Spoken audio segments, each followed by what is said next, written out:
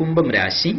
അവിട്ടം നക്ഷത്രത്തിന്റെ അവസാന പകുതിയും ചതയവും പൂരുരുട്ടാതി നക്ഷത്രത്തിന്റെ ആദ്യ മുക്കാൽ ഭാഗവും ഉൾച്ചേർന്നിരിക്കുന്നതായ കുംഭം രാശിക്കാർക്ക് വ്യാഴം 7ാം ഭാവത്തിൽ നിന്നും 8ലേക്ക് മാറുന്നത് കൂടുതൽ വിഷമതകളെ സൃഷ്ടിക്കും.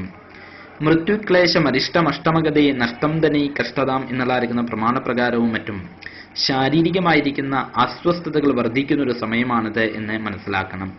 അപകട സാധ്യത കൂടുതലായി കാണുന്നതുകൊണ്ട് തന്നെ ഇരുചക്ര വാഹനങ്ങൾ കൈകാര്യം ചെയ്യുന്ന വ്യക്തികളും അപകടകരങ്ങളായിരിക്കുന്ന പ്രവർത്തനങ്ങൾ ഏർപ്പെട്ടിരിക്കുന്നതായ വ്യക്തികളും വളരെയധികം ശ്രദ്ധിക്കേണ്ടതാണ്.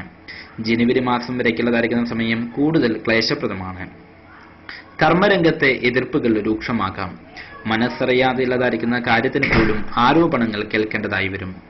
വാക്കുകളും പ്രവൃത്തിയും നല്ല രീതിയിൽ ആക്കേണ്ടതാണ്. സാമ്പത്തികമായി വിഷമതകൾക്ക് സാധ്യത പൊതുവെ കാണുന്നുണ്ട്. പലതരത്തിലുള്ളതായിരിക്കുന്ന ചിന്തകൾ മൂലം മനസ്സ് അസ്വസ്ഥമാക്കും. ഈശ്വര പ്രാർത്ഥന, യോഗ, ധ്യാനം എന്നിവ ജീവിതത്തിന്റെ ഭാഗമാക്കണം. പെട്ടെന്നുള്ളതായ എടുത്തുചാട്ടങ്ങൾ ഒഴിവാക്കേണ്ടതാണ്. ബ്ലഡ് പ്രഷർ, പ്രമേഹം എന്നീ അസുഖങ്ങൾ നിമിത്തം ക്ലേശത ഉണ്ടാകുവാനും ഇടയുണ്ട്. അപകടഘട്ടങ്ങളൊക്കെ സാധ്യതയുണ്ടെങ്കിലും ഈശ്വര സഹായത്താൽ രക്ഷ നേടുവാൻ സാധിക്കും. ദോഷപരിഹാരാർത്ഥമായി ശിവങ്കിൽ മാസം പ്രതി ജന്മനക്ഷത്രത്തിന് മൃത്യുഞ്ജയ അർച്ചന വഴിപാട് നടത്തി പ്രാർത്ഥിച്ചു വരുന്നതും മൃതസഞ്ജീവനി യന്ത്രം ഏലസിലാക്കി ധരിക്കുന്നതും തിങ്കളാഴ്ച ദിവസം വ്രതം പോലെ എടുക്കുന്നതും ഏറെ ഗുണകരമാണ്. പ്രത്യേകമായിട്ട് ശിവനെ നല്ലതുപോലെ പ്രാർത്ഥിക്കുക.